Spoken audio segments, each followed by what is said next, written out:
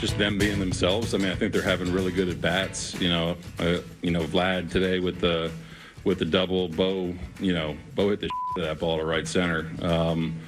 They're having good at bats. They're really good hitters. It's just a matter of time before they probably really get on a roll. But seeing really kind of what they normally do. Some of their takes were really good. Especially Bo in New York and today. Some of their takes are really good. They look like themselves really. That was John Schneider, manager of the Toronto Blue Jays, last night after a 5-2 win over the Seattle Mariners. And Kevin, 5 doubles for the Blue Jays yesterday. Justin Turner just missed a home run. Bo lined a double off the outfield wall and right. And we talked a little bit on Blue Jays Talk after the game about how one of the things Cito Gaston always used to preach was, as a hitting coach, he loved doubles. Everybody loves home runs. Yeah. Obviously, home runs are great. Sometimes, though. Pardon me? Hitting the homer kills the rally sometimes. I don't know about killing the rally, but the point is, generally, if you've got a game where a bunch of dudes have hit doubles, your approach has pretty much been spot on. Yeah. It looked better last night, didn't it? Yeah, I think so. I think they knew coming in facing Luis Castillo, they had to get a good pitch to hit. You chase him around the strike zone, it's not going to be a good night for you. And, he's coming off a couple stinkers. You sort of know that he's going to attack the zone. And if you zone him up and think right down the middle, that's what you have to do against good pitchers. They're good pitchers because they can locate and, they can do it with power and they can sort of sometimes pitch to your weakness. Most of the really good ones are going to pitch to their strength more than they're going to pitch to your weakness. But you got to force them in the middle of the zone, and when you get it, you can't miss it. And that's, in some big spots, that's exactly what happened. Kirky got one early in the game. Vladdy had that one to right field. IKF got one late in the game. Like those 2-out RBIs is huge. Mm-hmm. You're doing a little bit better at zoning in with 2 strikes. You're shortening up. You're, sort of in your base a little bit more. The wild swings were not there the way they have been, the first week and a half of the season. So, absolutely. Hopefully.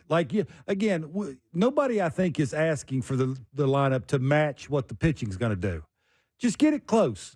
Somewhat be competitive on an everyday basis. And if you do that, I think that's what John's trying to say there is, if you do that as a whole, we're going to win most of the games that we're supposed to win. And I think that's sort of a step in the right direction. Everybody you talk to says Milior is going to carry that, but you need some of the other guys to get the big hit in the big moment. And David Schneider got one of those, right, with the single up the middle, which will help, Alejandro right? Kirk got it. There you go. So we'll talk about that later. You're doing some things that will help your team win a baseball game and add to what the starting pitcher's doing on the mound. We've heard this a lot, and I know you've talked about it, but, for listeners who may not, and viewers who may not have, may not have been around baseball that much, when John Schneider talks about good takes, in particular when he's talking about Bo and Vladdy, what does that mean? That's the timing thing. Hitting is all timing.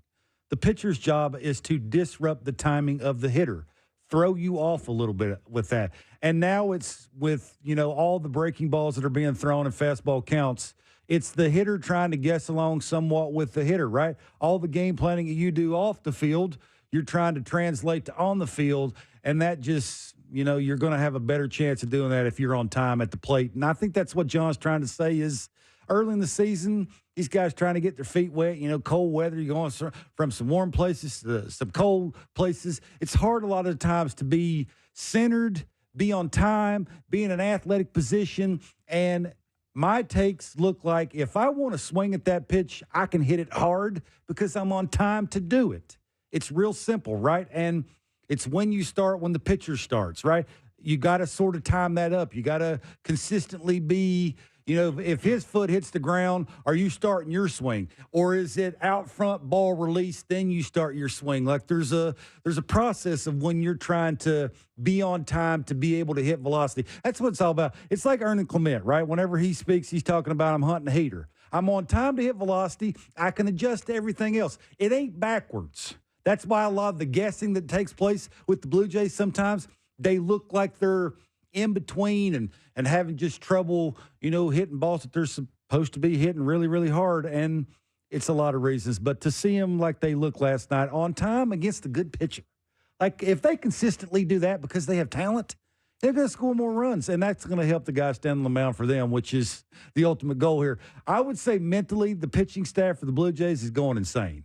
I mean, let's not lie about it. It's like the 7th game of the World Series. Every time you give up a run in the first inning or second inning or the third inning, you thinking you're losing that game because of what the offense is not doing. And now, if they can carry what they did over last night because of who they did it against, then maybe they can go on a little winning streak here. And winning streak, that will help with confidence, and that's what they need, I think, is a lot of confidence when it comes to the guys standing at the plate. You mentioned Ernie Clement. He will join us this afternoon at 3:05 from the Rogers Center. That was very good. Thank you very much. Normally, it's me who tees you up.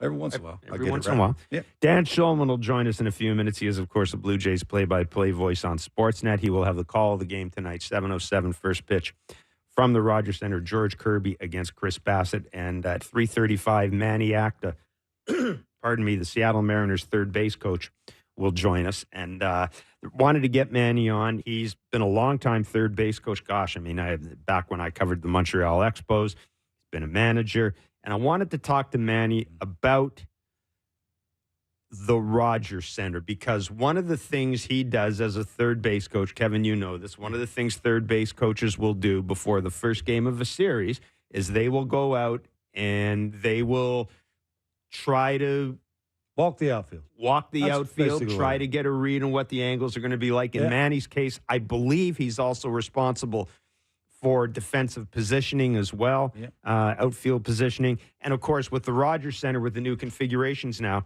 you know, we talked yesterday about what impact it might have on the, you know, on the game itself. I don't think that it will necessarily be as dramatic as the impact we saw on stage one of the renovations last year. But I thought it'd be interesting to get Manny's take on how the ballpark plays and no question and what's involved in that. And of course, we'll also get a bit of a preview of tonight's starter, George Kirby, from Manny Acta, and also we'll talk about Julio Rodriguez as well. José Berríos last night, 6 2/3 innings, 4 hits, 6 strikeouts, 101 pitches, 18 called strikes and whiffs on a slurve. Taken out after 6 2/3 innings. John Schneider booed as he came out to take him out. I kind of jokingly said in Blue Jays talk, I got the impression people have been waiting 5 months to do that as a result of the decision during the playoff game. I think it's safe to say that had he been left to his own devices, José Berríos probably would not have taken himself out of last night's game. But you don't mind? I don't mind seeing my starting pitcher being a little chapped when he comes out of the game. Kevin, this is 3 starts now. You know, we've talked about José Berríos being very dependable, very consistent. This is statistically a really good start for him. Yeah, I think, well, a lot of that is determined because of fastball command, right? When you're throwing the fastball where you want it to go. Does he look different to you from the guy we've seen in the past? No, I don't think so. I think he's got a lot more confidence. I think cleaning up the mechanics was a big deal. I just talked about timing as a hitter. Pitching's no different, right? It's whenever, how do you get it to the stretch? That's the ball out of the glove, foot hits the ground. Ball is where you want it to be before you actually start sort of your little mini windmill to catch it out front and release the baseball. It's the timing of that. You go through the windup, it's very hard to repeat that, right? Then ball goes everywhere you don't want it to go. He's cleaned that up. You know, off season, I think it was of last year. Now he pitches solely out of the stretch. It's repeatable. Have the same release point. Now you can work both sides of the plate. You work both sides of the plate, and now he's having a little extra toy that he can start throwing, you know, up and in with the cutter. He can backdoor the cutter. It's a nice little weapon for him. But whenever he's doing the sinker to both sides of the plate and he can elevate it and he can keep it down the way he was last night, that sort of finds the release point for the slurve. He had 3 different curveballs in my mind last night. He was changing speeds on that. One looked sort of like a 12-6. That was a little slower. He had the slider. You could actually see that if you're watching it. Looks like a slider. And then he had the actual slurve that he throws all the time. So, yeah, he was doing some things on the mound, I think, that normally maybe he wasn't capable of doing. But I just think the mechanical soundness of everything that's taken place before he releases the baseball. And that started last year, didn't it? I think so. And the confidence. Right? And, you know, getting the opening day start, I think that told him a lot. And, you know, obviously with Kevin Gausman being on the shelf helped a little bit. But, you know, getting the opening day start, sort of told him the way the season ended last year, and now he's the opening day starter. He's oozing confidence. That allows him to, be a sort of a different Berríos. When a guy takes him, out of the game and he doesn't like it, he doesn't want to come out, he can show the frustration. And I think we're starting to see him evolve into maybe a little bit better Berríos. I said this at the beginning of the season. Mm-hmm. It's okay to be that 3.5 ERA guy. Can he be close to the 3 ERA guy? Can he give you 20 quality starts? Funny because we had on Blue Jays Talk last night a caller from Minnesota who called up and who follows the Twins and was a big Jose Berríos fan. And he wanted to know if we thought there would ever be a time where you would consider Jose Berríos to be an ace. And I think your point is define ace. I mean, the definition, to me, the way the baseball is going right now, an ace is somebody who's going to give me 20 starts, maybe because guys are falling like flies. All kidding aside, though, there's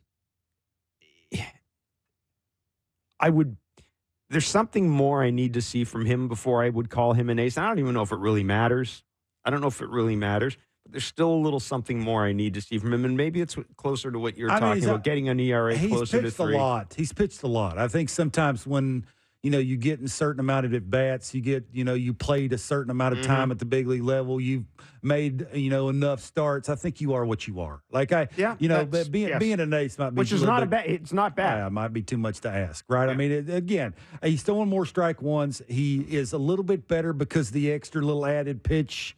The unpredictability when it comes to 2 strikes, be a little bit more efficient. He threw the cutter 6 times. That's enough. Like, you're throwing it to certain guys in certain counts, in certain times of the order. May not be the first time through, might be the second time through. Got a couple of fouls, You've never seen it couple before. Of fouls off it. I mean, you just want to put it in the basically you want to put it in the hitter's mind, right? You ain't going to abuse that pitch. It's all about when you throw it. It's just another weapon to go to. I'm not saying it's going to turn him into something, some elite kind of pitcher, which he is predictable when it comes to getting the ball every 5 days. It's just the extra, can he give you the extra little? Mm-hmm. And look, again, he's pitched a lot. I think he is what he is. Is he going to punch out 10 or 12 a start? Probably not. Probably not. But he's going to, he's going to take the sting out of the bat. I think that's what you want. He'll be efficient. He won't fall behind as much. He'll control the running game. He's very athletic on the mound. Like, man, I mean, look. If you give him the ball other than somebody else in your rotation, you're going to yell and scream about that? Right now, and I don't think it's fair to say, can he be an ace or can he be an ace? Just be happy that he's taking the ball every 5 days. Yeah. I think that's what we're seeing. And for him to actually be willing to make mechanical adjustments as much as he's pitched and actually be willing to add a pitch because sometimes he has a little tough time against a lefty. That will, in a key spot, he could go to that and get a guy out, take the sting out of the bat, get a weak contact, and get out of an inning that normally in the past maybe you had trouble doing. I mean, if you're a Jays fan, be happy you're watching him throw every 5 days. We've talked a lot about Jose Berríos, and, I know people use the phrase good guy and all that, but he's just so solid. He is a good guy. He's just a solid dude and just a solid pitcher, man. Yeah. I mean, the one thing about Jose Berríos is I kind of get the impression I got the best that he's going to give me in that day. Every winning team needs a Jose Berríos. Yeah, absolutely. Exactly. We talked just kind of half joshingly about John Schneider and getting booed, last night, taking Berríos out of the game. The tone, it was the home opener after all. The new ballpark, by the way. I mean, I thought the new ballpark looked great. They had a homer. Yeah, they really did. Absolutely. But it was, I don't know if subdued. Yeah, subdued was the word. I found it an oddly subdued home opener. I don't think anybody, Davis Schneider got a nice round of applause, the usual sus. But there wasn't that groundswell. And I think, John was booed a little bit during the intros. Apparently, Guillermo Martinez was. People are telling me that. I mean, I was in the left field press box. I don't know. I didn't hear it. But I think Donnie Baseball sort of, putting his arm around Martinez, I think told you everything you need to know. I like Guillermo Martinez is not the reason why they weren't hitting last year. I mean, I know everybody wants to point the blame, and I've been in enough clubhouses and around enough hitting coaches, maybe not on as good a team as we thought the Blue Jays, especially their offense, should be, that's the blame. The blame goes to the player. I know a lot of fans don't want to hear that. They'd rather point the finger and yell and scream about the coaches. I'm not saying a lot of the times the coaches help, because you can have bad coaches. But when it come to last year and the actual approaches at the plate and just what we thought talent-wise the Blue Jays lineup should be, I'm not sure everybody should be booing Guillermo Martinez. No, but I think this gets to a point, and again, a point a caller made last night. I think that and I don't blame this on John Schneider entirely, but I do think there's a bit of an issue in general with trust around this team. I don't think, and I hate speaking for the fans because that's just such a bad, that's like a cowardly thing when reporters say, well, the fans feel this or the fans say that. That's basically a coward's way of not wanting to say, but you're going to do it? I feel this way. But that's what I'm saying, but I'm going to do it because I feel this way. I will admit I feel this way as well. Yeah. But I also know that the fans feel that I've talked to, that I correspond with, feel the same way. People, I think, have moved on from the playoff game. I don't think John Schneider's going to get booed every time he comes out to make. Well, they obviously have not moved on. But there's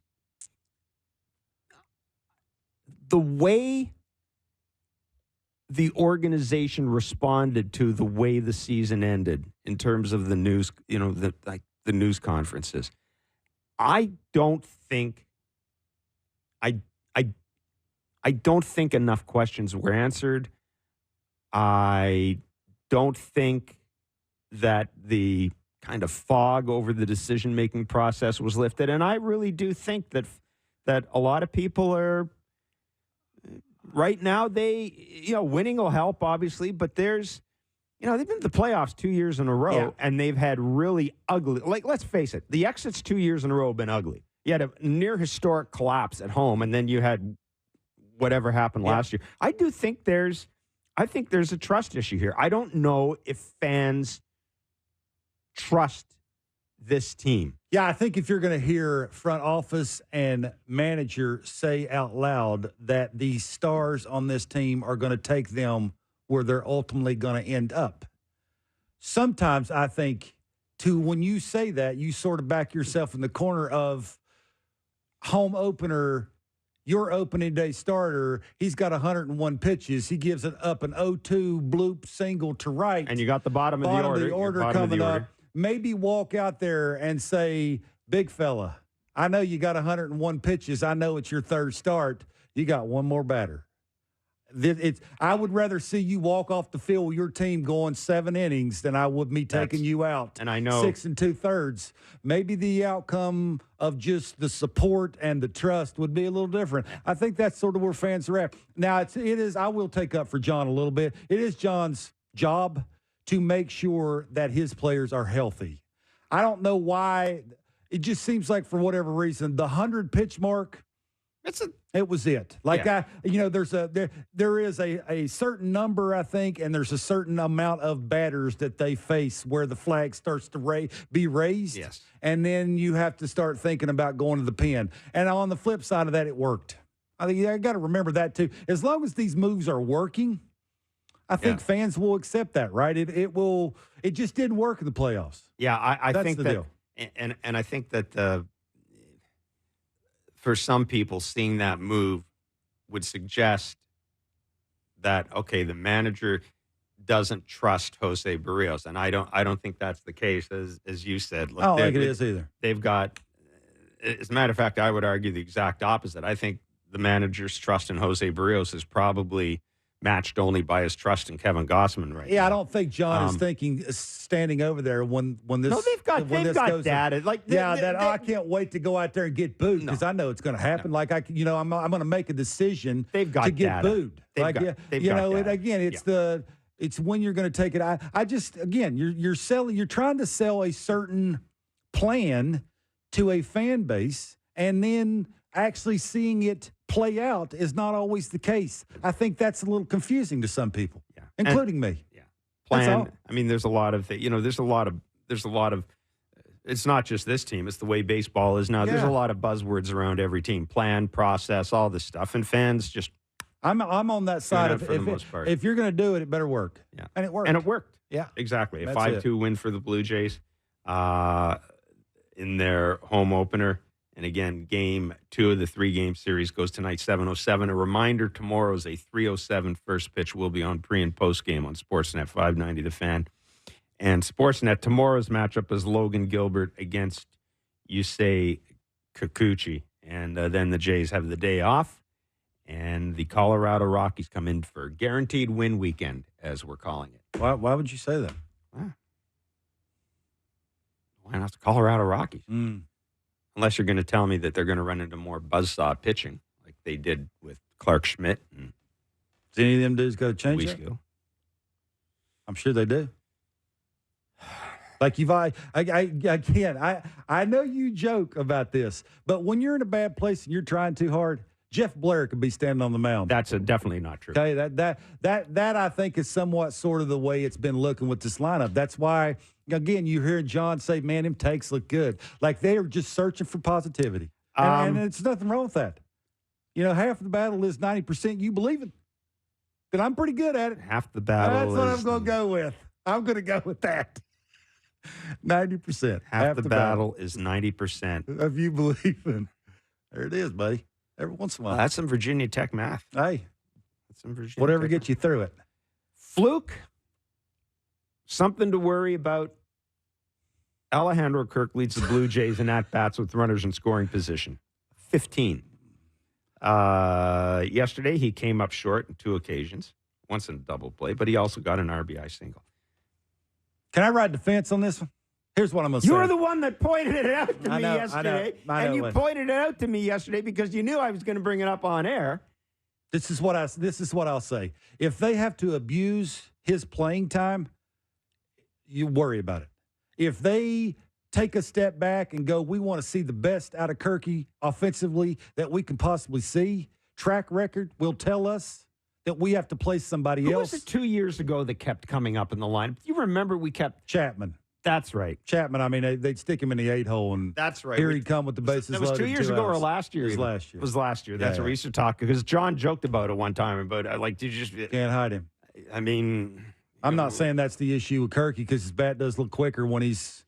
I mean, again, it looks a little time. more like... The last 2 games, it looks a little more like spring training. It's me, playing in time. terms of his If swing. you're gonna, if you're gonna sell to us that it's a process and we want to get the best out of these guys, track record will tell you since June or July of last year that Kirky playing a ton behind the plate's not going to work out offensively. So yeah, I think if you sort of pat that down a little bit and give him some time off, you'll see the best out of Kirky. And I'm okay with him coming up with the bases loaded a couple of times. Maybe not hitting cleanup. One question before we take a break, because I did have a couple of people ask me about this. They wanted to talk to you about that play at third base, the overturned call, the Kiermaier throw, IKF. The runner, I believe, was Ty France, was originally called safe. It was overturned, or it was called out. It was overturned. It was obvious he was safe. What happened on that play with IKF? Well, basically, you're fisheyeing the runner, the back runner. You're trying to turn a double play instead of getting the runner out that's right in front of you. It's again, you got to remember, if you're a defender and the ball's being thrown to you and a runner is running towards you, sliding to the bag, that's the key word or the key phrase, sliding to the bag. He's got to come to you. It's not the other way around. There's no sense in you getting in a hurry.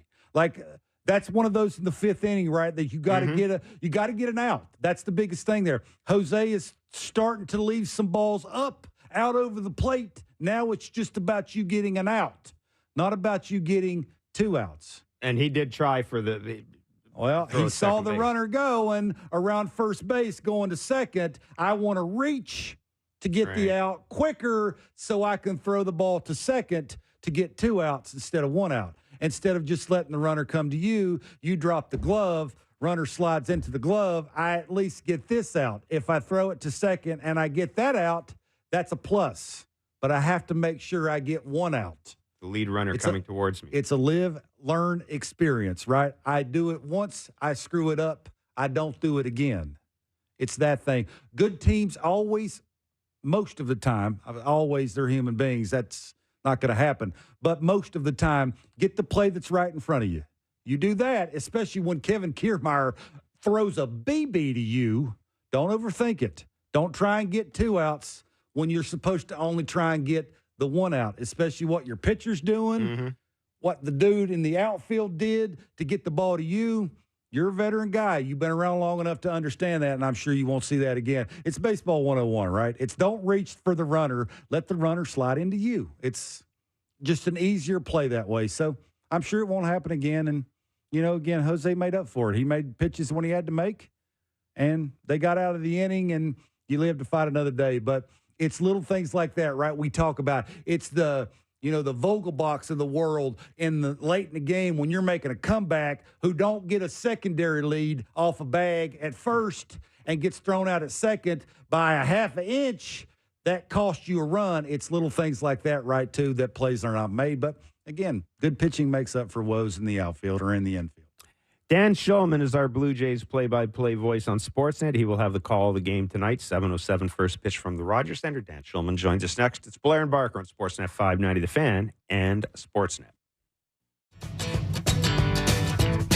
All right, welcome back to Blair and Barker. It's a good thing one of us can read the game notes. Who could read that? I can read it. Superman. Maybe you ought to get some specs. I'm good. Maybe you ought to get some specs. It is Blair and Barker on Sportsnet 590 The Fan and Sportsnet. We will be doing Blue Jays talk. What I think of that. Following tonight's game as well on Sportsnet 590 The Fan. Hopefully a winning edition of Blue Jays. Oh, it will be. Much as we had a winning edition last night. Kirby's filthy, 5-2. Kirby is filthy. This would be now I don't want to suggest this would be a good night for the Jays lefty hitter to do something, but George Kirby, righties are slashing 154, 154, 308 so far this season. I know small sample size, but work with me on this. No extra base hits. Lefties, 310, 353, 414 with 3 doubles. All 8 runs allowed by George Kirby have been driven in by left-handed batters. Paging Kevin Biggio and Dalton Varsho.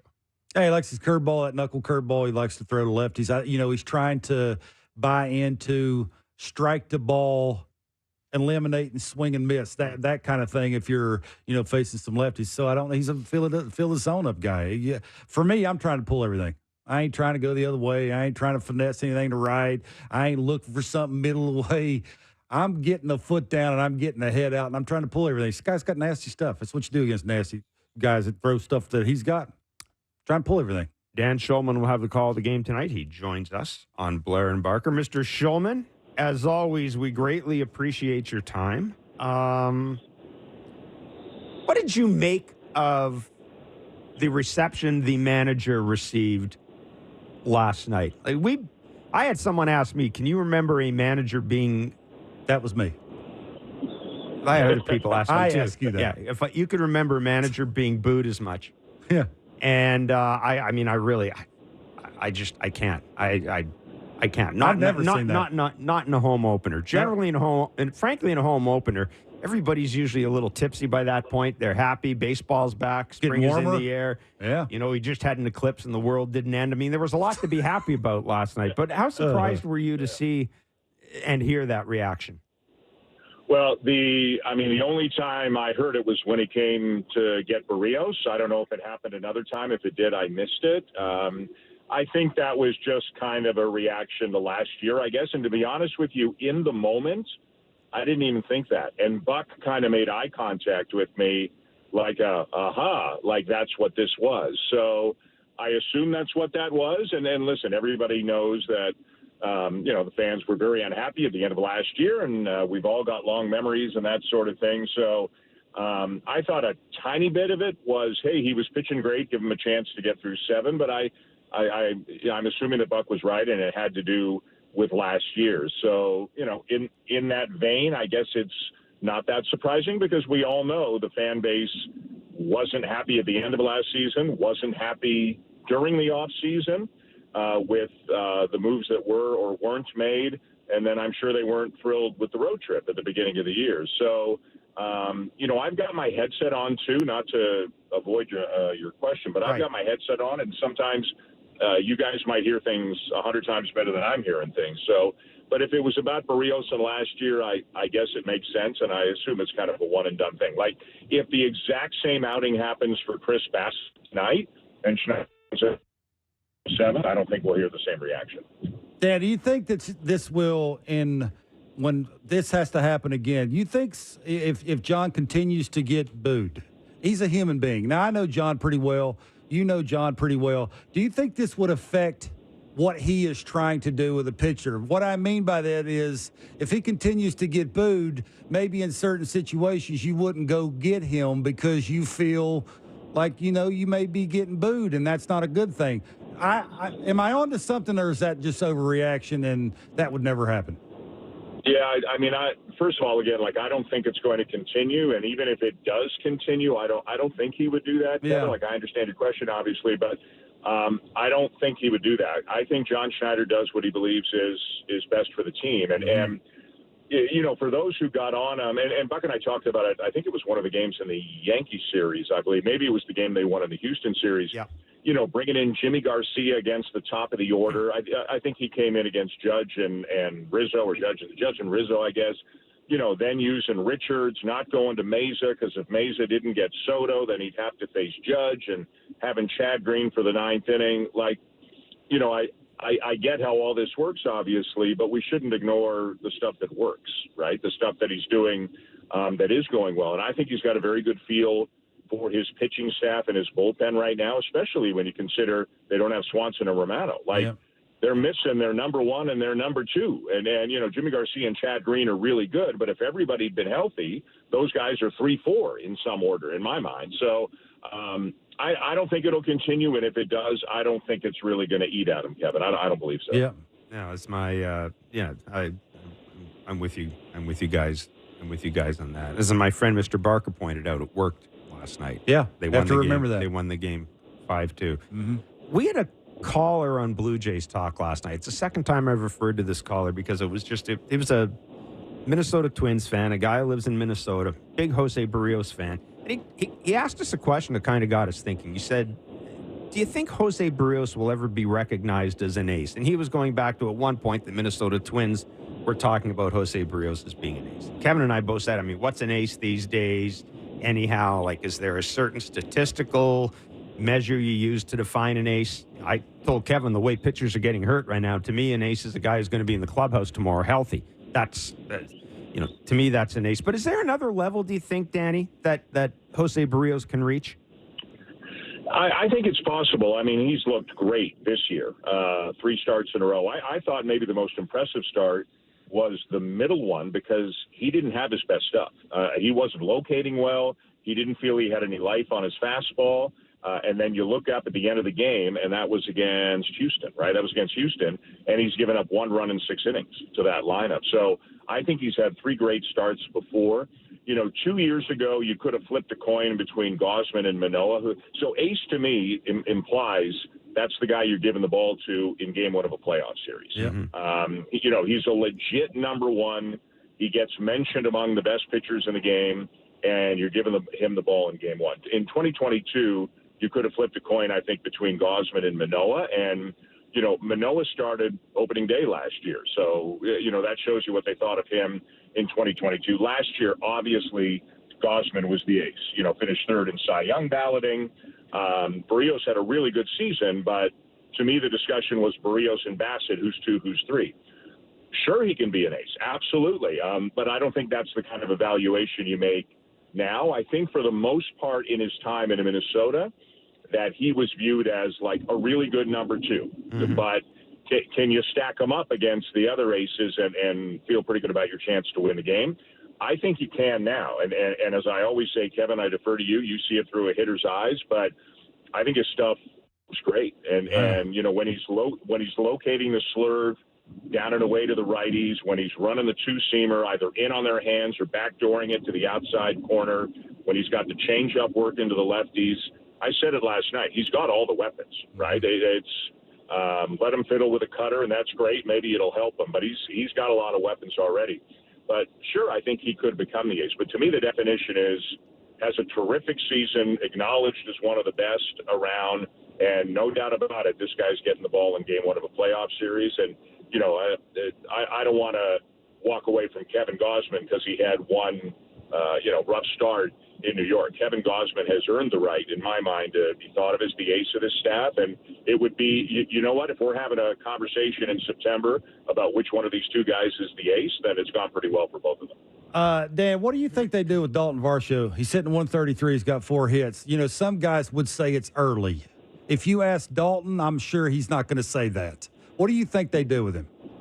I think so. I think some of it is matchup dependent, and like George Kirby's another 96 at the top of the zone kind of guy, right? So Varsho struggles up there. Biggio at times struggles up there, but I think he's gotten better up there than he used to be. Davis Schneider can struggle up there. So I think some of it is matchup dependent, but I think you might see between Biggio, Schneider, IKF, Clement, Varsho, Kiermaier, those 6 guys, maybe on any given night, 4 of them are in the lineup, right? And if it's a lefty, one of the left-handed bats will sit. That's easy, maybe 2 of them. You know, maybe sometimes you want your best defense on the infield, depending on who your pitcher is. Maybe sometimes you want your best defense in the outfield, depending on who your pitcher is, if he's a fly ball guy. I know we always talk about offense first, but, the defense matters too. But at this point, you know, I think he will sit sometimes unless he gets the bat going. But I would say the same thing about anything else. I'm really curious to see who's in the lineup tonight because of the stuff Kirby has. And, you know, Davis Schneider came up with a couple of hits last night. And to me, it's not just one of those two. Somebody else could hit, and they've got the flexibility to move people around. But I would guess, Kevin, that I don't know what the number is, 4 starts a week, maybe 5 out of the 6 or 7 games, but they need the offense. So I think they're looking to all the guys to see if they can swing the bat. But I really hope he gets it going. Me too. You guys probably know, he can be hard on himself. You know, he wants so badly to help this team. He's as popular a guy and as good a guy as there is in that clubhouse. And I really hope he can get it going. If he can just do what he did for Arizona 2 years ago, then he helps them tremendously because the defense of the base running are elite. Yeah, it really, to me, the importance of his bat this year is even more pronounced than it was last year, just because of the way the lineup is. I mean, he should be. I mean, I can't say this any other way. He should be their best left-handed bat. I mean, I think that's what the Jays need him for, or that's the way they had it planned out. But I don't think he is. The way they had it planned out. Yeah, they had him hitting 5th, right? And then we're 11 days into the season, and Kevin Biggio was hitting 5th. And Biggio's hit better than Varsho right now. So Varsho was 7, and Kiermaier was 9. You know, and the other thing, too, and again, it's righty, top 4. I don't see that changing. And then sometimes I think you might see Jansen or Kirk hitting 5th.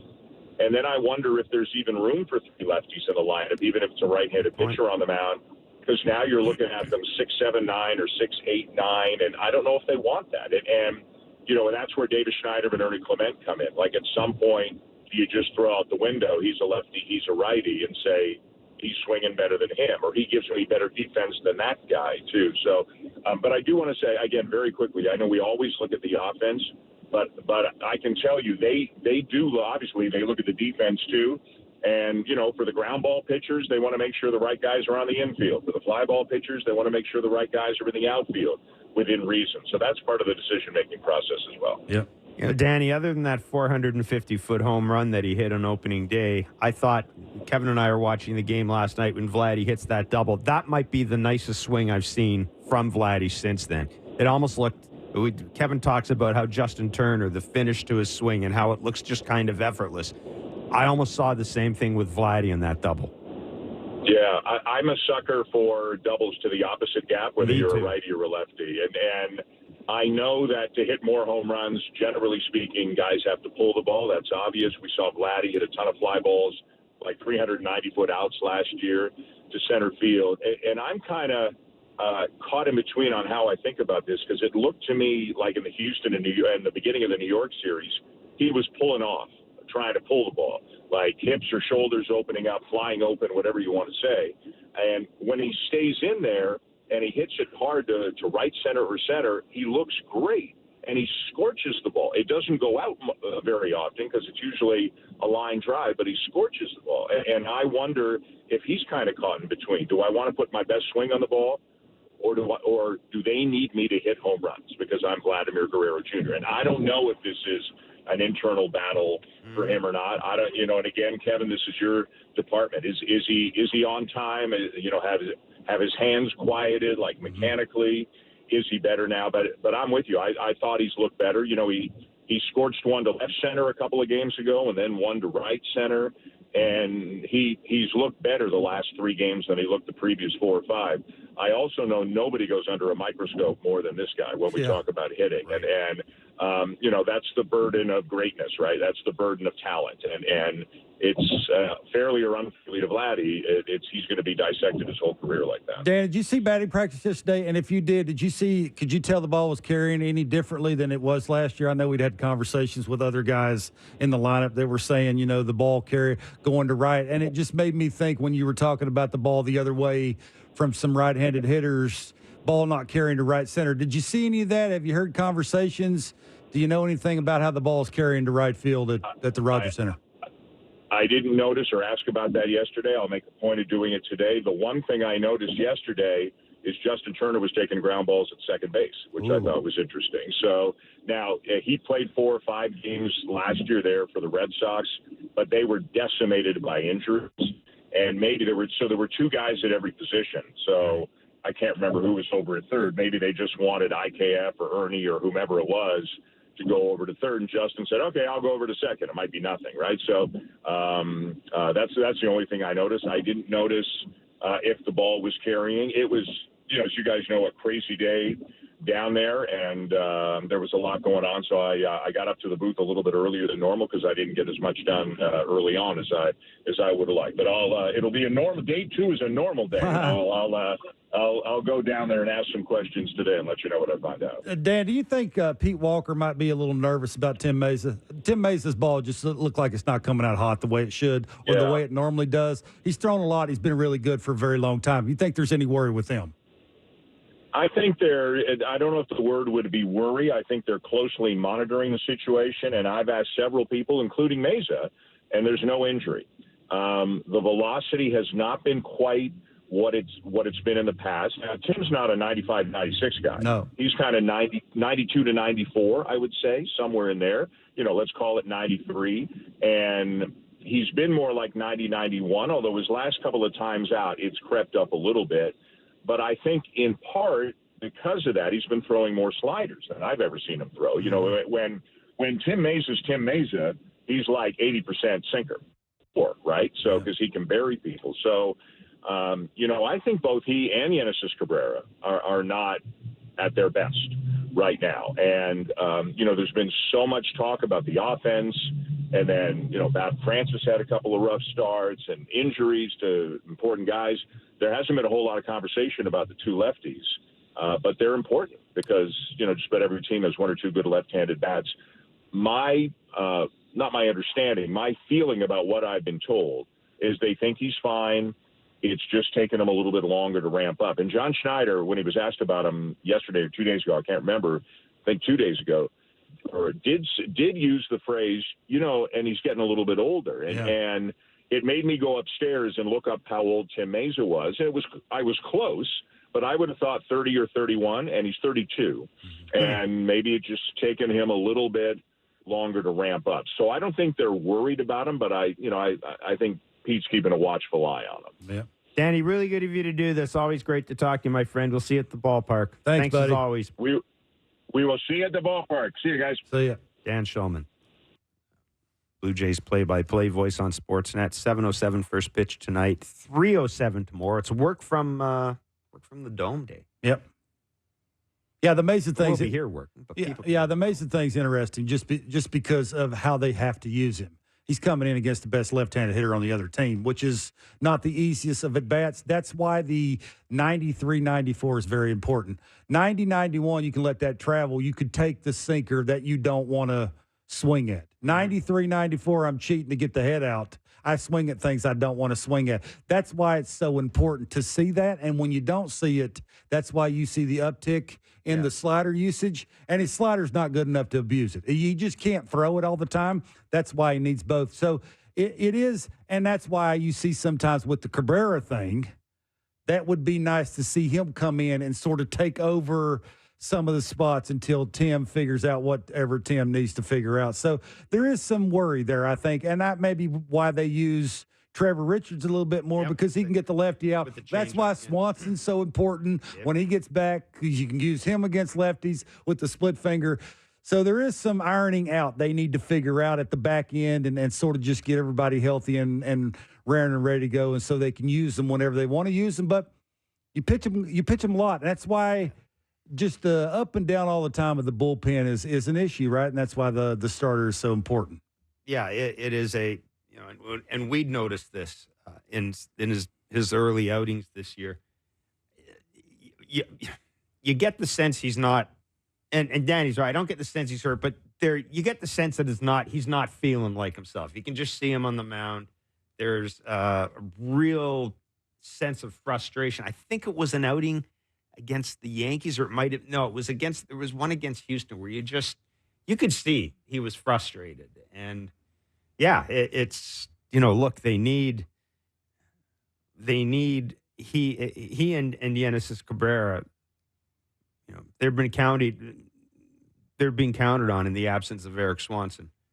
Because you just can't rely on you can't rely on poor Trevor Richards. It's almost like maybe you can actually, given the way he's doing in the pen before he comes in the game is different than what he's seeing when he's in the game. Right.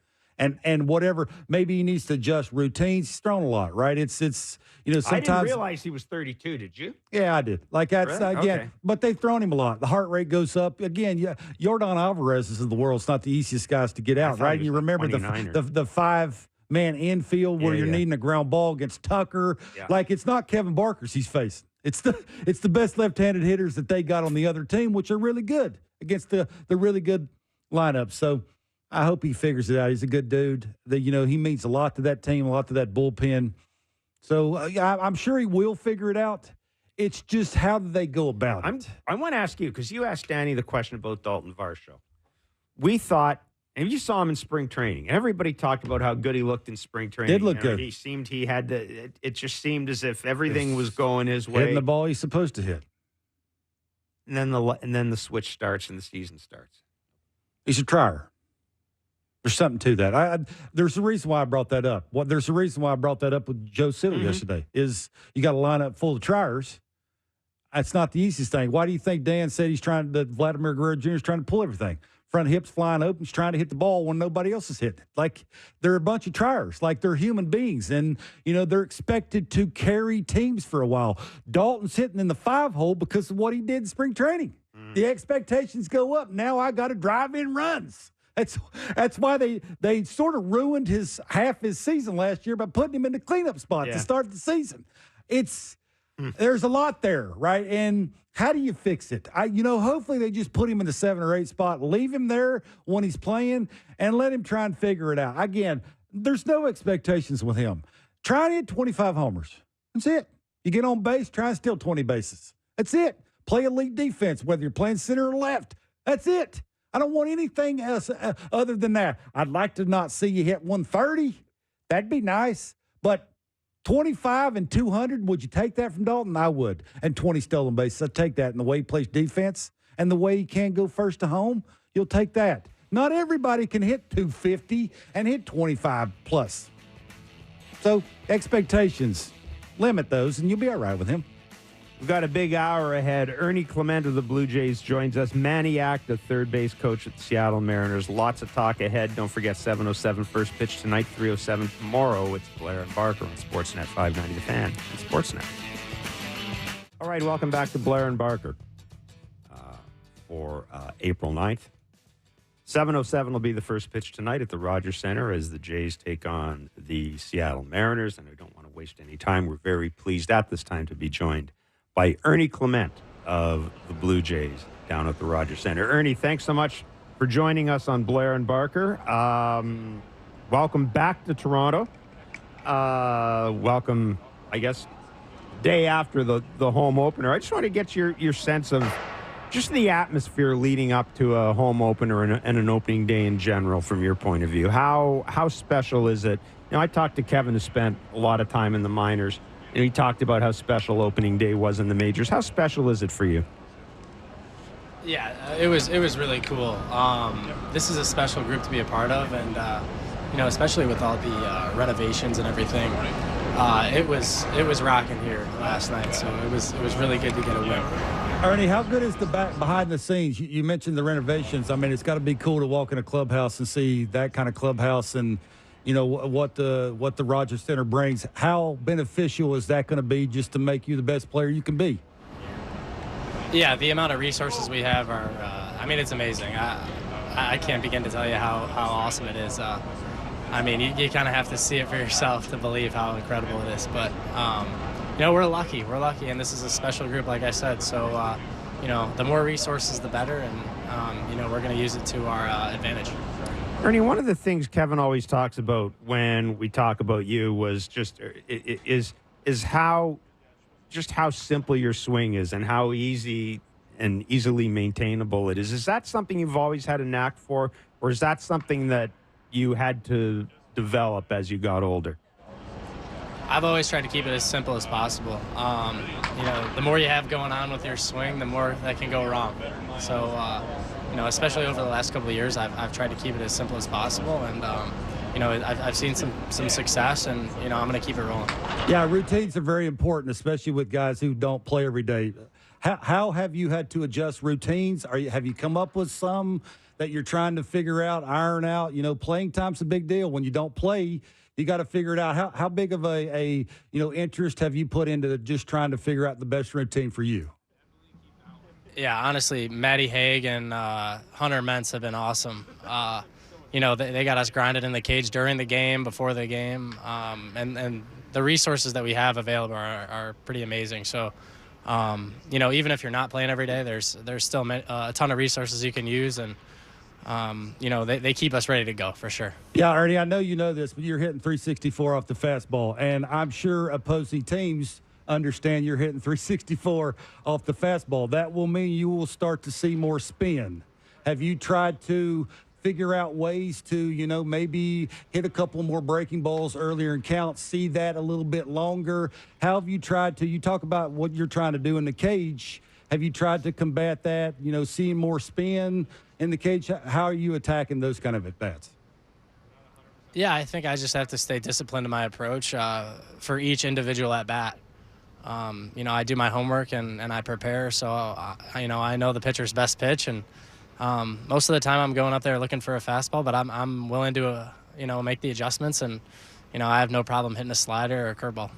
Ernie, you mentioned Matt Haig, and I know that you, throughout your career, you've never had a problem making contact, but I understand from reading what, you know, an article Arden Zwelling wrote on you in spring training, Matt really played a role in taking you to the next level last year, didn't he? Yeah, he really did. You know, he just does such a good job of creating a relationship with each player, and you know, I can talk to him about anything, but at the end of the day, you know, he's a buddy of mine, and we've created that relationship over the last year or so. But his knowledge of the game and of hitting is incredible, and he cleaned up a lot of mechanical things with my my swing, but you know, my approach has been the same for the last year. Okay, on the defensive side, you play a lot of positions. You play second, you play third, you play short, you play a little left. Like, there's a lot going on there. Which one of those positions have you had to put more thought into to make yourself really good at one of those? You know, the left side is you got to be locked in at all times, and you know, I've really worked on my throwing. I've never had a very strong arm, but I've learned how to throw and spin the ball, and I get really good carry across the diamond. So, you know, now I can play third and short, and I just kind of let my athleticism take over. Ernie, sorry, Jeff, one more. How about internal clock? Right side of the infield, left side of the infield, it's the runner, right? Do you catch yourself looking at the runner? Because I have seen you get sort of a hot shot at short. You sort of peek at the runner, sort of will tell you what you're talking about. I can take a little off. I don't have to throw it as hard. Is there something to the internal clock part of it? Well, I think at the big leagues, some guys don't run as hard as they can, so you got to take a peek at first just to see if they're busting out of the box. But before the pitch is even thrown, I know the good runners versus the not so good runners. So my internal clock is pretty good. So I kind of know before the pitch even happens. Awesome, Ernie, I know you had options a couple of years ago. What attracted you to the Blue Jays? And how did that come about? Was it a understanding that you were going to get fairly regular playing time at AAA and that could lead to a job in the majors?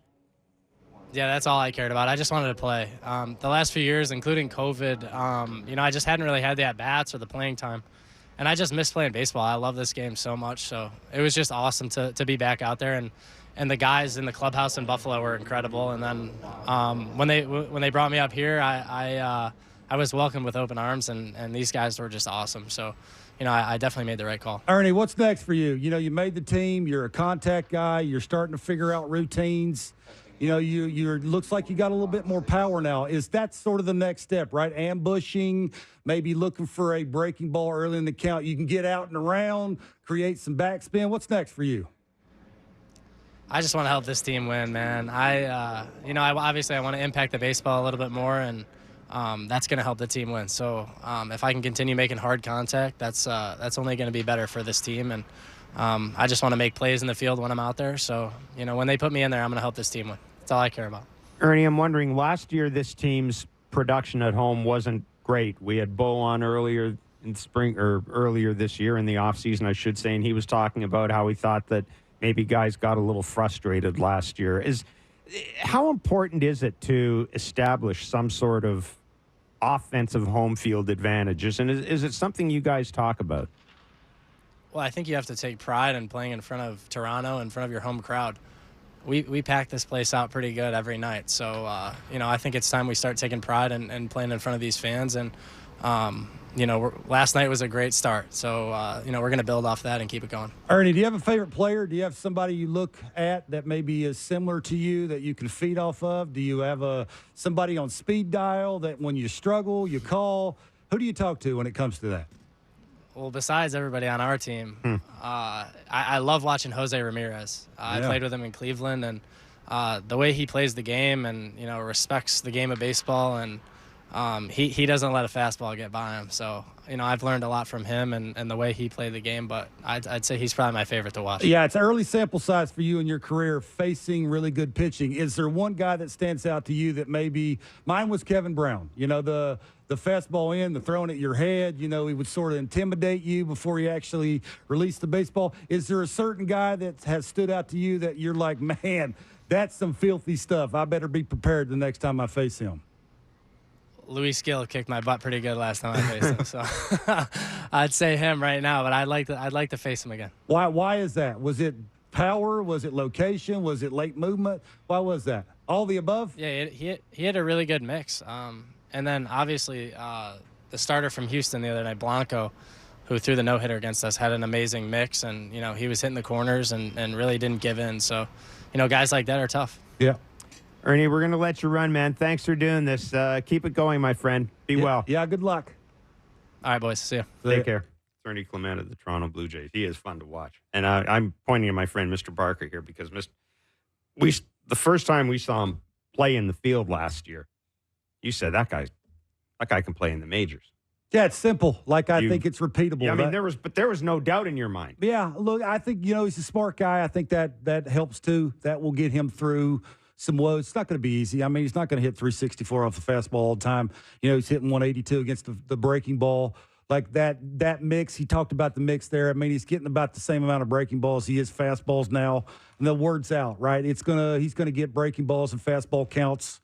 He'll get crowded a little bit more. They'll move his feet. Like they're going to do some things to make him a little bit more uncomfortable. They'll game plan against him a little bit more.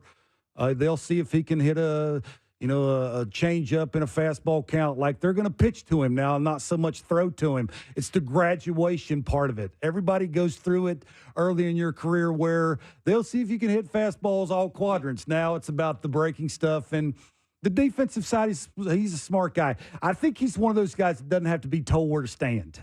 Yeah, he's not going to look at the dugout all the time, and they're going to have to say, move 2 feet to your right. Like, he's not that guy. He'll do his homework enough to know that, certain counts, the guy hits the ball here, this is where you need to stand. The fast twitch muscles that he does have helps him on the left side of the infield. And I have seen him a couple of times peek to the runner, so he does understand that he can make up for, I catch it quicker, will make up for some woes that I do have with my arm strength. Like, he's a smart guy. But it is true, isn't it? It's something guys, when you talk to guys who've played in the minors and they come up to the majors, and they're not insulting by any stretch of the imagination, but they say that, not everybody busted 100% down to first base all the time because they're told not to. I don't know about that. I'm not sure they're told to. I mean, no coach, is going to, for the most part. I remember Luis Gonzalez having a discussion with Russell Martin about we don't need you sliding head first into. Well, that's dumb. That's not. It's not because Russell wasn't running down the line. It was just you're more important to us putting the fingers down and playing 5 days a week. Don't slide into first head first. Like, that's common sense. Sometimes you got to be made aware of that. The actual running hard down the line, I've never had a coach. If you ever have a coach do that. I guess my point is, guys in the majors, it's a long season. Yeah, it's called lazy, Jeff. That's what it's called. Say it like it is. It's called lazy. Yeah, guys don't always bust it 100% down the line. They don't. And I think that's probably it's called lazy. It's called lazy. Now, again, if no coach is going to walk up and say, "Give me 50% down the line." No, but make it look like you care. That's what it is. You'll talk to, as well as I do. There are guys. They're not running 100% to first base all the time. They're not going to come out and tell you that, but you can tell. They're guys that don't run 100%. Yeah, it's a matter of it's a matter of self-preservation. But what I was getting to with Ernie, the other thing I found really interesting, something we really haven't talked about that much, talking about using spin to make up for a lack of arm strength, throwing the ball across the field. I found that really interesting. Yeah, I think he's learning how to follow his throw. When you play multiple positions, it's very hard to. Second base, I don't have to follow my throw. Shortstop and at third base, a lot of the times I don't have to follow my throw. Balls hit to you so hard, I can flip it over there, create a little spin. It'll get over there because of that. Shortstop, I got to follow my throw because it's a further throw. Sometimes those balls are left or right. It's more about footwork, and I have to follow my throw to make up for arm strength and accuracy sometimes. It's, sort of learning on the fly. It's not the easiest thing to do. And, oh, by the way, you're not hitting as a team, so every single time the ball's hit to you, you have to make the play. It's not the easiest thing to always do. So I'll take Ernie on my team all the time. I mean, he's a smart guy. You need smart guys on your team. And again, you were on him. You were on him very early. By now, of course, that the Rogers Center, stage 2 of renovations at the Rogers Center has been completed. A lot of it had to do with the areas you don't see, the playing areas, the physical therapy areas, and, of course, the expensive seats. But there have also been some adjustments in terms of angles, in terms of less foul territory now than there was in the past. Our next guest is Manny Acta. He's a third base coach for the Seattle Mariners. And Manny, thanks for joining Kevin and myself. Yeah, I remember talking to you a couple of years ago about the job a third base coach has to do, like, before the first game of a series. You've got to go out and kind of acclimate yourself to how guys are going to be positioned, how a ball's going to come off the wall, where you're going to get your read, where you're going to be positioned, et cetera, et cetera. Did you have to do something different before this game because of the new ballpark than you would have, previous trips to the Rogers Center? Oh, absolutely. Jeff and Kevin, hope you guys are okay, and thanks for having me on. Yes, you do go out and prepare yourself for every series. Obviously, you go and see how the ball is bouncing off the wall. And here, I had to do a lot yesterday because of all the renovations. Number one, as you mentioned, we have less foul territory, and around first base now, if a lefty pulls the ball, there's a chance it's going to hit the padding and come back out. So we have to talk to Polanco about that kind of stuff. And also, as a third base coach, you have to pay attention to that. The walls, since we only come here once a year, I hit balls up against the outfield wall, and the ball bounced really fast to the outfielders, and it only kind of deadened when where he has the scoreboard in left center and the chain link fences on those little gaps. Other than that, all that kind of stuff, you have to pay attention to it. But the biggest adjustment that I had to make was, since I run our infield positioning, is that the dugouts are not in the same spot as they used to be. And when you're doing the positioning, you usually go out and mark somewhere in the outfield wall, or maybe on a sign behind the wall, be a commercial sign or whatever, where the guys are going to be standing on straight up position or heavy pull or whatever. And since he was moved, yesterday I had to come out and play some baseballs there and kind of mark it according to where I stand in the dugout and make sure that our guys are on the right position. So a lot of things yesterday. Yeah, there really is a lot. And again, I remember our discussion we had, and you pointed out that, different outfielders, you'll basically tell them, hey, go and stand by, we want you to stand in front of the letter E on whatever the advertisement is, right? And it's the same for every ballpark. Yeah, they don't know. I write it down, and that's how I can move them around. That's when I know that a guy's out of position, depending on the field, too, because that's just a start or where they're going to be. As Kevin knows, you also have a feel as a player, and if you see that a guy's late, or you have nowadays the pitch come in your ear and you know what's coming, guys are probably going to move around. But at least the straight-up position where they're going to start, I got to have an idea, and that's something that I learned a long time ago when I was in Montreal from Perry Hill, who also works here with me, and just to make sure that the guys are on the right spot, and that's something that I had to change here, because obviously the dugout moved a lot. I actually had some fans that are season ticket holders here that I always kind of talk to them during our visit here, and yesterday I could feel that they were very far away from me, and they were yelling at me, and I'm like, hey, you're far away now.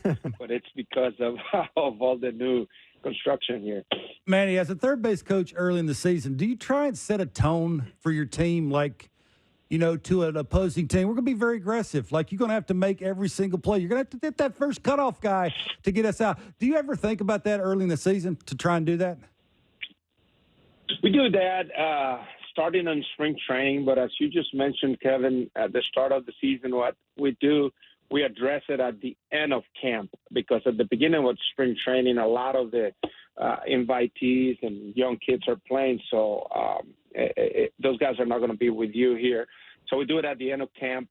And obviously, nowadays, with all the info that is out there and all the videos that we have a pretty good idea of the outfield arms and all that kind of stuff. But also, as you mentioned, hey, make the guy make the perfect throw, make the guys, hit the cutoff man, and take your chances. As long as you know how many outs there are, and you don't want to make the first one or the third one at third base, and the first one at home plate especially, those kind of things, we address it. Hey, put some pressure on them, especially early in the year where here we're playing in the dome, but when you're playing outdoors with the weather and all that kind of stuff, it's not as easy to grip the ball and make a perfect throw.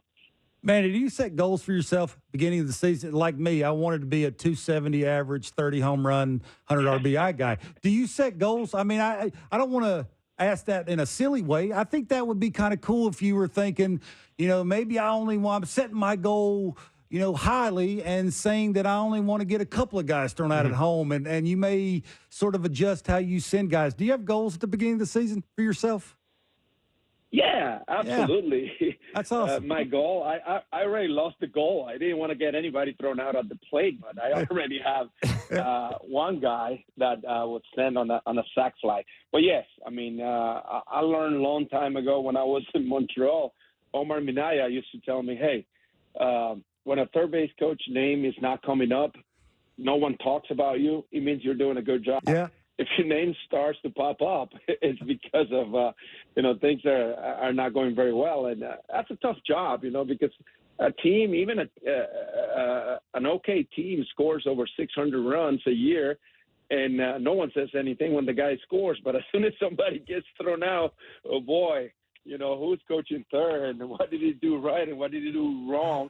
So, yeah, I do have goals, Kevin, and it's good that you pointed out. And, sometimes there are times during the year where you push the envelope a little bit because your offense is down and you want to score runs, and that's where we as third base coaches make the mistake, because when the team is not scoring and you try to push stuff and try to make things happen, you make it worse. Yeah. Manny, through your time with Washington, Seattle, Montreal, Cleveland, I mean, you've been around a lot of good young players. How would you, and I understand it's not always easy to compare guys, but I am going to ask you to compare Julio Rodriguez to some of those guys. Where would you, how would you rank him? Well, Julio Rodriguez, I know that I'm getting up there in age, but Julio reminds me of Cesar Cedeno way back with the Astros, and I was a young kid when Cesar was playing, but he's so talented. I mean, this guy back-to-back years right away, right off the bat, jumping from Double-A and winning the Silver Slugger at that early age, and every year he seems to be maturing physically. He's a beast, and he's a guy that he had a couple of slow starts already, and right now he has another slow start, even when it's only 11 games. But he survives mainly because how talented he is. Right now he's hitting ground balls through the infield, or he'll get an infield hit just to survive up until he gets into his good rhythm. And as he goes, we go, man. We've seen that over the last 3 years. He's super talented. He's legit one of the superstars of MLB, and I put down 30 homers, 270, 280, 100-run score guy for years to come. Manny, who is Seattle? I think we sort of similar to the Jays, right? Got really good pitching, can play some good defense, can run the bases, but the hitting side, there's some unknowns there. What is Seattle? Who are Seattle? Well, yeah, right now we're pretty close. I do believe that the Blue Jays had a deeper lineup than we had over the last couple of years, and probably a few more hitters, renowned hitters that people know. We rely on our pitching. Our pitching wins. I mean, we have our first three guys in our rotation could be number one in probably 25 teams in the big leagues, and that's a luxury that we have. Our bullpen over the last few years have been terrific. We have some injuries right now. We're missing Santos, and we're missing Matt Brash, who was a lights-out guy out of our pen last year. Every team has injuries, and we have to deal with it. But pitching is our thing, and we catch a ball. We have a pretty good defense that we have played over the years here. Now we have a new kind of a platoon at third base, and we have Polanco at second base, which is different than we had in the past. But I think we're pitching. We're about pitching, catching the ball, and I would say that this is one of the best groups we had here. I've been here for 9 years.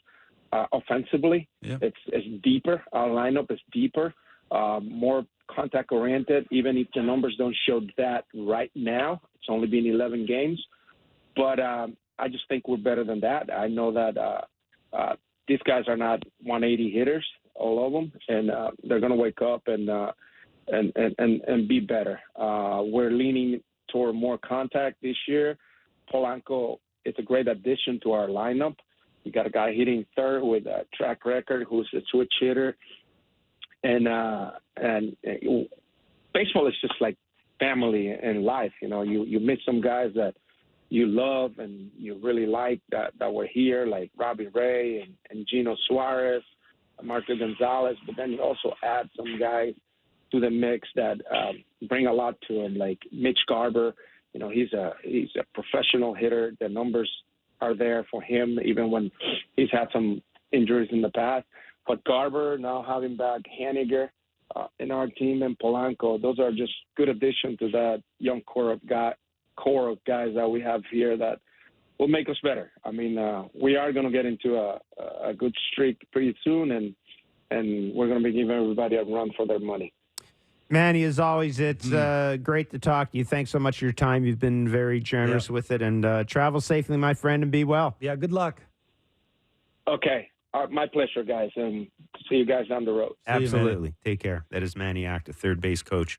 I forgot he's been with Seattle for 9 years now. Third base coach at the Seattle Mariners, former manager, Cleveland, Washington, and go back to the days in Montreal. Yeah, with the Expos. I really wanted to get Manny on because, as I said a couple of years ago, I was out at the field and we ran into each other. I was out there early and he was kind of talking me through what he does in every ballpark before every series. And it's interesting because there really is an aspect of being in baseball that is a job, and you've got to go out and stand in the third base box and say, okay, that's what it looks like. Mm-hmm. That's what it looks like. Yeah. And I didn't realize that with the dugouts. I did not realize but that makes sense, right? Yeah, it's all about angles, right? It's how it looks to you when you're moving guys around to determined on who's hitting and who's pitching. I think that's funny. I used to do that as a hitter. I would go to right center and actually look for something that I could aim at while I was hitting.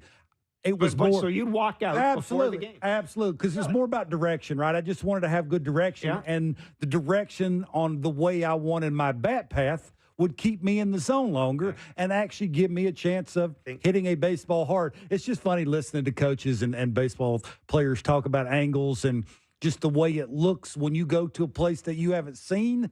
Just by the dugout moving, it's thrown off where I want that guy to stand. I'm going to have to actually go out there and put a piece of tape or a ball or something to where I know to move them to. And it's different now, too, because with PitchCom, you do have, you've got some players who are moving according to the pitch, and I presume people would follow off them. But I think Manny was telling me the story, and I can't remember the ballpark, but he was doing his thing. He went out. And, there's advertising logos on the wall. So, okay, I'm going to have this guy stand by the letter E and this. Goes back in the dugout, comes out, and they've changed some of the advertising. So now he's got, okay, there's no letter E. Yeah. So now I got, okay, remember I said about going to the letter E? Actually, now it's a K. Yeah. There's a lot goes on, man. It's cool stuff. There's a lot goes on. Everybody's got their job, right? Absolutely. Yeah. Absolutely. We are going to take a break and come back with the final half hour of Blair and Barker. Get you set for tonight's second game of this 3-game series, Mariners and Jays, 7:07 first pitch. It is Blair and Barker. This is Sportsnet 590 The Fan and Sportsnet. All right. Half an hour left. How about that?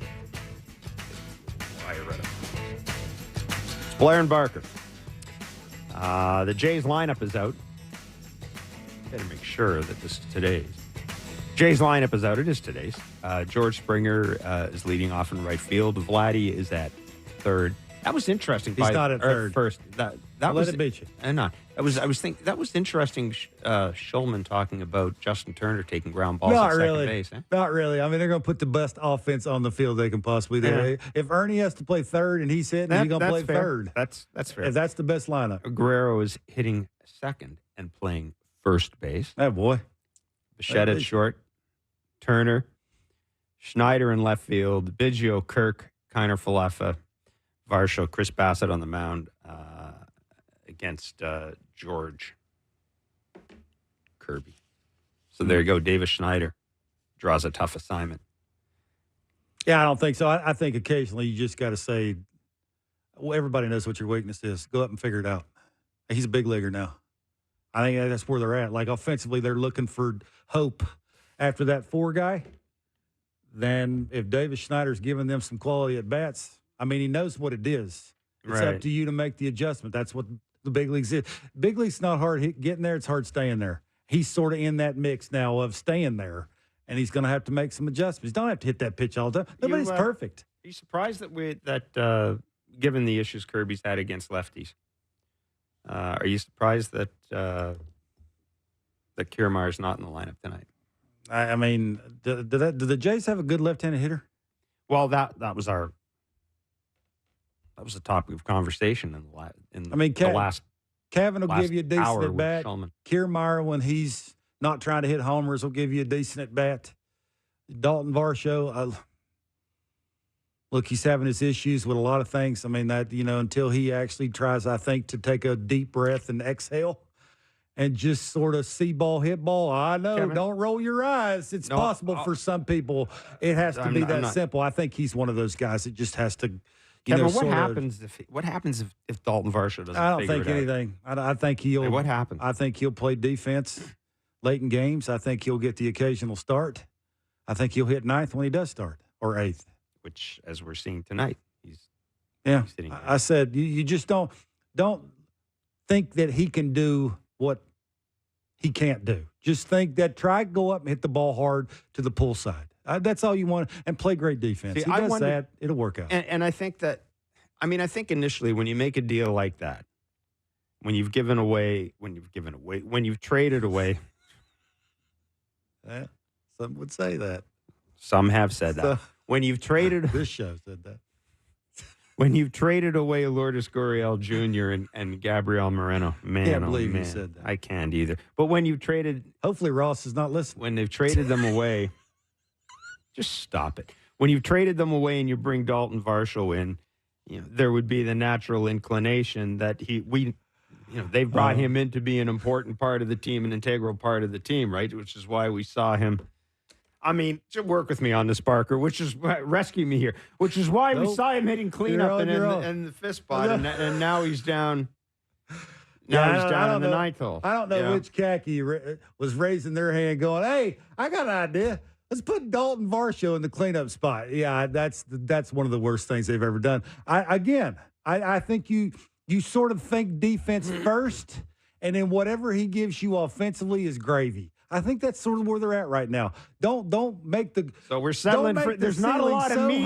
There's not a lot of meat there. We're just settling for gravy. Absolutely. It's sort of he's a really good defender. He's a really good base runner when he's on base. And sort of gloves off. When he gets on, just tell him don't be afraid. Like, run the bases the way with some, recklessness occasionally. It's okay to try and steal second. You got the green light. Just give him, remember that. Sort of if he let ends him up, be himself. That's all I'm saying. Let him get on there and let it eat occasionally. If they do that, I was going to say if he runs into no, but one of the things with Dalton is he is a good. He's a very good. Yeah, base I know. runner. I like Danny made the point as well. He's a superior defensive. He's one of the best defensive outfielders we've seen in Toronto. Left he's and center. Really good. That's hard to come by. He's really good. And, in your perfect world, because Kevin Kiermaier is not going to be here for another 3 years, in your perfect world, Dalton Varsho might be your center fielder. But, man, Kevin, I would love for somebody to tell him to stop stride separating. That's hard to do. Stride separate means you start, stop, start again. Momentum, you're trying to start What would you do then? Not do that. I'd rather have him have a little mini leg kick and try and pull everything. But he had leg kick before. Yeah, wasn't that one of the issues last year? He's trying to flatten out his swing a little bit more by stride separating. A lot of people stride separate with two strikes. It's really hard to do that against guys who can attack weaknesses. It opens up the weakness more by stride separating. Stride separating, you basically just trying to throw barrel to ball. Most people do that with two strikes. Eliminate that. Have a leg. Nobody cares if you punch out. Nobody's saying you're a great hitter. They just want him to run into 20+ and steal some bases. To do that, you have to have consistent momentum. Lift it. He's like a collision guy. He can be basically a turner, not as good a hitter, but I'm saying the approach and the mindset of I lift the leg and I'm trying to throw everything I possibly can at the point of contact to the baseball instead of always trying to have the perfect swing. You can sort of see it. He's trying to be perfect all the time with his mechanics, and it's impossible. I don't think he's capable of that. That's why I said simplify that thing. Let him pick it up, set it down, let it eat. Try that, and maybe it'd work out for him. Now, I got a lot of grief going into this series from my colleague, Mr. Barker, here, because while everybody was singing the praises of the starting pitching the Jays ran into in the first 10 games of the season, I pointed out that, with all due respect to the pitchers they did see, they were really going to. Well, you've never struggled at the plate. They were going to see. Well, no. But they were going to see. They were going into the jaws of the beast with the Seattle Mariners coming in town with Luis Castillo, George Kirby, and Logan Gilbert. Tonight it is George Kirby on the mound as the Mariners attempt to even this series. Dave Sims is the Mariners play-by-play voice. He joins us on Blair and Barker. Dave, as always, it's great to talk to you. Trust that you're well. I know you're doing well. I saw you last night at the ballpark. You dropped in the middle of Blue Jays talk, which was it's always great to see you. It's okay. It was a good question. I was in the middle of a thought anyhow, so it didn't matter, if you know what I mean. We've all been there. Hey, yeah. George Kirby. I'm looking at his numbers. Why the why the difference in splits? Or I should say, why the difference in platoon? In terms of what the third right-handed hitters against left-handed versus left-handed hitters. Oh, well, that's what. I hadn't even really looked at it. Generally, he's been good. Well, first of all, nobody's been great so far, the pitching staff. I think he's got like 4 or 5 pitches, and the command, just like Luis, the command has not been what we had anticipated coming into this season. And his last outing, he had a couple bleeders get out there, and a couple bleeders, then a knock, and next thing you know, it's like 3-4 runs, an uncharacteristic walk or two, and that's what we have. To be honest with you, I haven't really looked that closely into those splits. I just know we have so many, a myriad of things to look at that aren't working. So I hadn't even locked in on that one yet. Dave, I heard he was trying to have more chase rate. Can he do that being a attack the strike zone guy with 4 or 5 different pitches? Well, that's one of the things they're looking for him to do. It's like he wants to throw everything over the plate and basically, hey, you and me, pal, let's do this and let's get it over with quickly. And he's got to, as he matures, he's getting better at it. He's not great at it, but he's got to throw some stuff off the plate to get that chase rate. And he's used to just pound, he's just really relentless at pounding the strike zone. What? You got to make that adjustment. Yep. What were the expectations for the Mariners this year, and where do you think they see themselves? We had Manny Acta on, and Kevin asked Manny about sort of what are the Mariners right now, and we kind of tried to draw a comparison with the Blue Jays. Yeah. Where are they? And what do you see when you see this team? Well, coming in from the off season into being down in Arizona in February and March, pitching, starting pitching specifically, that it was going to be, maybe not lights out, but darn close. Could see it from there, as Bob Phillips used to say. And it's 10 games, 11 games. Mm-hmm. It's not freak out factor time by any stretch of imagination. This club over the last 3 years, maybe 3-4 years, has gotten off the sort of meh kind of starts in the month of April. And then, there's a trigger month. Last year it was August. A couple of years ago it was June. So, we'll see. The command, Scott Service yesterday going into the Luis game yesterday said stuff is good. The command is not bad. The execution hasn't been as good. And then the hitting, those numbers speak for themselves. You got all these guys on the interstate. And if they're not on the interstate, they're not hitting more than 220. Mm-hmm. And with no pop. And of course, the 3 dudes that they got rid of because they struck out too much, Kelnick's having a hell of a start. What do you thought? Teoscar Hernandez, I looked, he had what, when I looked yesterday, he had something like 4 or 5 home runs with 19 strikeouts, 14 RBI. And Suarez had probably a handful of home runs. So it's a big turnaround, and you move those guys, and they're all great guys. But you bring in some guys who are going to strike out a little bit less, and yet we're still at the top. It's funny hearing you say that, because Kevin and I were both talking about when the Teoscar deal was made, we kind of went we like Teoscar, they're not going to sign him long term anyhow, they'll figure it out. And now Teoscar's leaving. It's the same thing in Seattle. You're going, maybe, the strikeouts are a thing. In Toronto, it was the uncertain defense. But, you look up at the stats, you go, he's still hitting. I mean, He's still hitting. Yeah, and I kept hearing from, I don't know if it's from you guys, but people up here, and then all the analytic guys, people are super into analytics. And, he made it sound like he was some drunk in right field. I mean, hardly the case. I mean, Yeah. he wasn't. Yeah. He wasn't. I grew up in Philly. Johnny Callison was a very good right fielder. Yes. Billy Williams, a great right fielder. He was, Teo was good. Early on, it was, it took a couple of bad angles, but all in all, for the entire season, I thought he did a hell of a job in right field. Dave, you don't think there's any worry about the lineup? Because the Blue Jays sort of have a different approach to it. Is swing at what you can do damage on. It sounds like the Mariners sort of have a different approach, right? They want to have a two-strike approach. Wow. They want to put the ball in play. You think they can do that and make a little run at this thing? Well, it starts with hitting some damn breaking balls. You know what? And if he's going to throw a breaking ball, how about talking to Mike Blowers on our telecast last night? At some point, don't you have to go up there sitting on breaking ball, have a player sit on the damn thing? Yeah. They're not going to get fastball cookies right down the middle. And they're going to be working you away. They're going to be working you inside. They're going to show you one fastball up high and one away. But they're going to throw one that you can do damage on.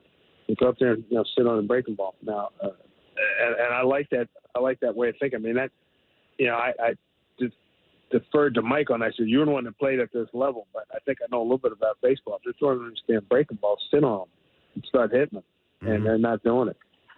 Yeah.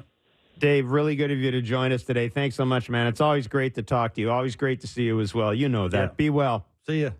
Appreciate that. Same to you guys. Be well. Take care. Good luck. Take Have care. fun. Dave Sims, the tremendous voice of the Mariners. Yeah. And it was funny last night. He came into the middle of Blue Jays talk and shake hands. Yeah, run prevention's hard, Jeff. Like it's not the easiest thing to do. But it's funny, isn't it? What did Dave say when you asked about the offense? Breaking pitches, like off-speed pitches. Yeah, it's when you're married to an approach and you're trying to sell that as an organization, and then it doesn't work, and you have a little hiccup. How do you get everybody buying into it? Like you can say the damage thing. The word damage could mean a bunch of different things to a bunch of different kind of hitters. You got to get these guys married to the same kind of approach, and it's not the easiest thing to do when it's not working. It just doesn't seem like what they're trying to do. Right? Is sometimes you got to get it down, look for a certain pitch, and trying to hit the thing out of the yard. Yeah. That not just put it in play where nobody can catch it. And you just got to get a bunch of guys buying into that, and it's not the easiest thing to do because it is about numbers. Like guys are, it's not easy this time of the season to look up and dudes ain't hitting 200. It's just average matters a little bit. It's not the be-all, end-all. But it does matter to some people, especially early in the season, because you like to get off big a good numbers, start. and everybody sees the big numbers on the scoreboard. Yeah, well, everybody the scoreboard's sees really the big too. Big The numbers Rogers in the Center, it's scoreboard. really big. How about can't hide from it? So we can add another team to the missing Teoscar Hernandez list. I mean, Sometimes the devil you know. Cleanup hitters don't grow on trees, and it's that again. It's that. Can he help the guy around him? Could he help Vladdy? Conversations after Vladdy has a bad at bat. Why do I feel? I want to roll my eyes like and say it's silly. But why do I feel like I just really misread his importance? Like honestly, it's the baseball IQ. It's running into outs. It's fans throwing their hands in the air. It's us taking calls on Jays Talk, listening to it instead of going. Yes. Nobody's perfect, but it's nice to see. Him against a good pitcher take a breaking ball and hit that thing in the second deck in right center field because nobody else on planet Earth can do it There's like that. There's a bit of a fear factor to him. No question. No question. Both ways. And, it just seems to me like organization and player didn't get along. One's headed in one direction, one headed in the other. I mean, instead of just going, sometimes you just need a dude running into an out. Old Teoscar's and falling. looking like a little leaguer. Old Teoscar's because he can hit. Old Teoscar's fallen into a pretty good spot right now. I mean, don't forget about me. I can hit. My goodness. That's it. He's probably going to drive in 90. He's probably going to hit close to 35-ish, hitting in the 6th or 7th hole for probably the second best team in baseball. It's not bad. We didn't talk about this. Happened a little earlier today, but it is a significant occurrence for the American League East. Boston Red Sox look like they're going to be without Trevor Story for the rest of the year. Nick Pivetta went in the IL today as well. And there's no concrete indication yet as to how long that DL stint will be. But, man, I mean, it's like every day. And I know guys get hurt, but Kevin, every day you come in, and I'm at the point now where I expect somebody to be injured. It's just like between the Framber Valdez yesterday and Trevor Story, we knew he was hurt, and we kind of suspected it was long-term, but now he's got a fracture of his shoulder. It makes what Berríos does that much more special, right? Seeing all these guys going down and Berríos taking the ball every 5 days. It also makes me think that this is going to be a wacky year. There could be somebody we didn't expect, because these are division race altering injuries. Yeah, I think sometimes they are. I think sometimes players have to remember it's their careers. Like I know what organizations are asking them to do, but sometimes you gotta, go home and think about, man, how can I sort of back off a little bit, still be as good, and either pitch every 5 days or play 140 plus games. Like sometimes you got to have a little aha moment, and maybe this is it. And not run 100% to first base all the time. No, I mean you can make it look like you're running 100% without actually doing it, right? I mean you can have a little eye wash to it. Oh, do you remember Mike Trout does it? Do you remember Jim Edmonds? Great defensive center fielder, very good friend of mine who spent a lot of time covering the St. Louis Cardinals. Used to call him Mr. False Hustle. I guess.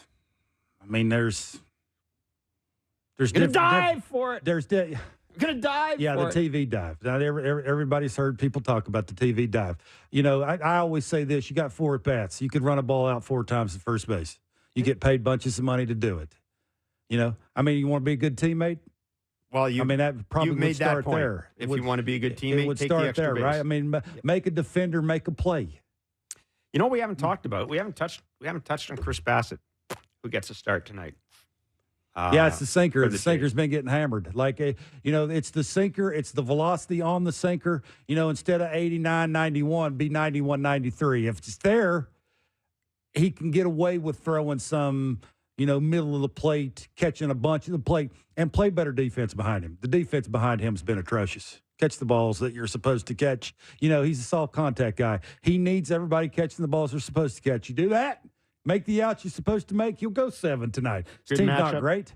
I was going to say, it's a team that's not hitting. Yeah, they're very aggressive. He can add and subtract. He can make some guys frustrated. He's got to have the sinker. He's got to have the velocity on the sinker. And he's got to have them playing good defense. He has those 3 things, he should be fine. We saw Chad Green last night. I mean, I would watch his outings with one eye. Raise your hand if you're comfortable with him in the game. Yeah. It's it is a slider, or is it a curveball? It's got curveball speed, but I think he's trying to have it move like a slider. A lot of those are non-competitive. When you bring him in, again, I think when they get the couple of guys back that can pitch the 9th and 8th inning, and now he can pitch more in the 6th and 7th inning, he will be a lot better. Yeah, and I was going to say, you might, given the way the Mariners, I'm probably going to curse him, but given the way the Mariners are hitting right now, given who you have coming in after them, Colorado, you might be able to get away with this. I think they're telling you how they feel about him right now with the way they're using Jimmy Garcia. Why ain't he pitching where Jimmy Garcia would pitch? Yeah. Middle of the order, closer game, coming in with traffic. They want clean inning. They want 9th inning. They want probably 5, 6, 7 instead of 2, 3, 4. Big as a difference. So, just right now, I think because of the way they're forced to use him, hold your breath a little. Go to the refrigerator. Go to the refrigerator. That's it for us today. We will be back tonight following the game with hopefully another winning edition of Blue Jays Talk, and we'll be on tomorrow. Have faith. We'll be on tomorrow from 2 to 3 and post-game as well. Enjoy the baseball. Have a great day.